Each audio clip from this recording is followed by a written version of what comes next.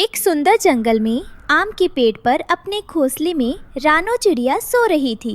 सूरज निकलने से कुछ समय पहले हवा में एक अजीब सी ठंडक और नमी थी। रानो ने आंखें मली और घोंसले के किनारे बैठकर आसमान को देखा। पश्चिम से काले सिया बादल उमड़ रहे थे। ओहो, आज तो हवा का रुख ही अलग है। लगता है कुछ बड़ा होने वाला है। ये बादल मामूली बारिश के नहीं हैं, कोई बड़ी मुसीबत आने वाली है। मुझे फौरन कालू भाई से बात करनी चाहिए। पास ही एक बड़े पीपल के पेड़ पर कालू कौवा अपनी पत्नी गोरी कौवी के साथ रहता था। कालू दोस्तों, ये रहे हमारी आज की वीडियो के प्यारे सब्सक्राइबर्स और फॉलोअर्स के नाम। मितांशी, अनमोल, सोफिया, प्रिया, कृष्णा और जो नहीं चुने गए, चिंता मत करो, अगली बार तुम भी बन सकते हो जंगल के सुपरस्टार। दोस्तों, अगर आप भी चाहते हैं मैं आपका नाम अपनी कहानी में लूं, तो देर किस बात की, जल्दी से कमेंट करके अपना नाम। थोड़ा आलसी था पर गोरी बहुत समझदार थी। कालू जी, मॉनसून आने से पहले इस कमजोर डाली को ठीक कर लीजिए। अरे गोरी, अभी तो मैं आराम कर रहा हूँ। कल जागरण का प्रसाद खाने में रात भर जागना पड़ा था। तभी रानो हाफती हुई वहां पहुंची। कालू भाई, गोरी भाभी, देखो वो बादल। आज रात तूफान आने वाला है, हम सबके घर टूट जाएंगे। तीनों एक घने पेड़ के नीचे बैठे चर्चा करने लगे। रानो के दिमाग में एक अनोखा प्लान आया। मैंने जंगल के किनारे पुरानी इंसानी बेकरी के पास हजारों चौकोर बिस्किट गिरे देखे हैं। अगर हम उन्हें नींव बनाकर एक दूसरे से जोड़े और ऊपर मैदा और मिट्टी का लेप लगाए तो एक पक्का घर बन सकता है। लेकिन रानो, बिस्किट तो पानी में गल जाते हैं। वही तो इंजीनियरिंग है। बिस्किट सिर्फ ढांचा होंगे, उनके ऊपर हम पेड़ की छाल और बड़े पत्तों की परतें लगाएंगे ताकि पानी अंदर न जा सके। हवाएं तेज हो चुकी थी और काले बादल जंगल को घेर रहे थे। रानो, कालू और गोरी के पास वक्त बहुत कम था। वे तेजी से उड़ते हुए पुरानी बेकरी की ओर बढ़े। कालू भाई, आप बड़े बिस्किट उठाओ, वो दीवारों के काम आएंगे। गोरी भाभी, आप छोटे बिस्किट छत के लिए चुनो। बिस्किट जमा करने के बाद वे एक सुरक्षित जगह की तलाश में पीपल के पुराने पेड़ के पास पहुंचे। यहाँ देखो, यहाँ जमीन पक्की है और ऊपर पेड़ की एक प्राकृतिक छत भी है। यहाँ पानी नहीं ठहरेगा। परफेक्ट। गोरी भाभी, आपकी पसंद लाजवाब है। लेकिन बिस्किट से घर बनाना इतना आसान नहीं था। जैसे ही कालू ने बिस्किट की पहली कतार रखनी शुरू की, वे गिरने लगे। ये बिस्किट बहुत भारी है रानो, ये तो बार बार गिर रहे हैं, मुझसे नहीं होगा। ठहरो कालू जी, पहले जमीन पर गीली मिट्टी और मैदा का लेप लगाओ, फिर बिस्किट रखो। बिल्कुल वैसे जैसे खाना बनाते वक्त तवे पर घी लगाते हैं। गोरी की ये तरकीब काम कर गई और बिस्किट घर बनकर तैयार हो गया। और तेज बारिश भी शुरू हो गई थी। तीनों अंदर घुस गए। बाहर कयामत का तूफान था। बिजली कड़क रही थी, लेकिन अंदर बिस्किट की दीवारों से हल्की मीठी खुशबू आ रही थी। यार, इस घर में तो बड़ी अच्छी खुशबू आ रही है। मेरा मन कर रहा है एक दीवार खा लूं। कालू जी, खबरदार जो घर को खाया। रात के 2 बजे थे। अचानक गोरी की आंख खुली। एक कोने से पानी टपक रहा था। रानो, देखो पानी। रानो ने तुरंत उस छोटी सी दरार को हरे पत्तों से बंद कर दिया। मुश्किल वक्त में घबराना नहीं चाहिए। जब सुबह हुई तो जंगल का नज़ारा भयावह था। बड़े पेड़ उखड़ गए थे, पर परिंदों के घोंसले तबाह हो चुके थे। लेकिन बिस्किट हाउस सीना ताने खड़ा था। रानो, यार तुम्हारा आइडिया तो सच में काम कर गया। हमारा आइडिया कालू भाई, हम तीनों ने मिलकर इसे बनाया है। तूफान थम चुका था, लेकिन जंगल में तबाही के निशान थे।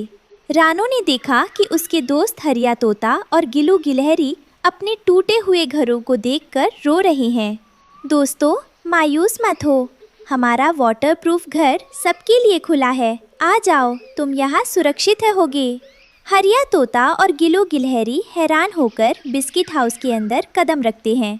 अरे वाह रानो, बाहर इतनी मूसलाधार बारिश हुई, लेकिन तुम्हारा ये बिस्किट का घर तो अंदर से बिल्कुल सूखा है। सच में, और यहाँ तो सौंधी सौंधी मीठी खुशबू भी आ रही है।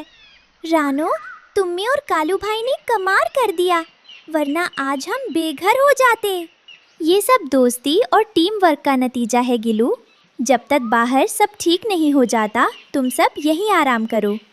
शाम को कालू सो रहा था और रानो गोरी बातें कर रहे थे। रानो, जब तुमने ये सोचा था, क्या तुम्हें डर नहीं लगा कि ये फेल हो जाएगा? लगा था गोरी भाभी, पर कुछ न करने से बेहतर है कोशिश करना। और देखो, आपकी अकल और कालू भाई की ताकत ने इसे सच कर दिखाया। अगले दिन की सुबह सूरज की रोशनी में बिस्किट हाउस चमक रहा था। रानो एक बड़े पत्थर पर खड़ी हुई। दोस्तों, तूफान हमें हरा सकता है, लेकिन हमारी एकता को नहीं। आज से हम मिलकर एक नया जंगल विलेज बनाएंगे। तभी कालू रानो के कान में फुसफुसाया। सब तो ठीक है रानो, पर क्या मैं अंदर से एक बिस्किट खा सकता हूँ?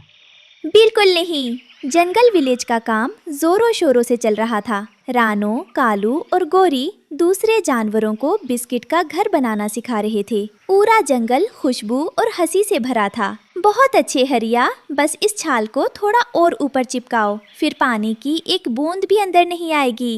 रानो देखो, हमने 3 नए बिस्किट हाउस तैयार कर लिए हैं। लेकिन इस खुशहाली पर दूर पहाड़ों से आए डाकू चील खूंखार सिंह की नजर थी। वो अपने साथियों के साथ दूसरे जंगलों को लूटने के लिए मशहूर था।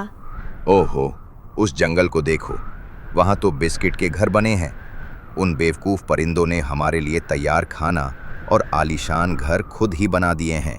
सरदार, क्या हम हमला करेंगे? बिल्कुल, आज रात जब सब सो जाएंगे, हम उस बिस्किट विलेज पर कब्जा करेंगे और उन सब को वहां से भगा देंगे। शाम ढल रही थी।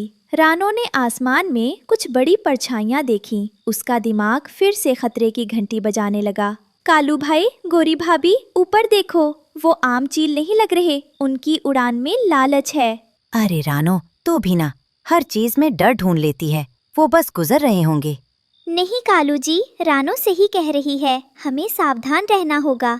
आधी रात को जब पूरा जंगल गहरी नींद में था, डाकू चील आसमान से नीचे झपटे। ऐ छोटे परिंदों, बाहर निकलो। अब से ये बिस्किट विलेज हमारा है। जो विरोध करेगा उसे मेरे नुकीले पंजे झेलने होंगे। हरिया तोता और गिलू गिलहरी डर के मारे कांपने लगे। चीलों को लगा था कि छोटे पक्षी डरकर भाग जाएंगे, लेकिन रानो ने पहले ही एक गुप्त योजना बना रखी थी। दोस्तों, डरो मत, अपनी अपनी जगह लो। अब हमें अपने घरों को बचाना है। ओए डाकू चील, तूने गलत जंगल चुन लिया। यहाँ का पहरेदार कालू है।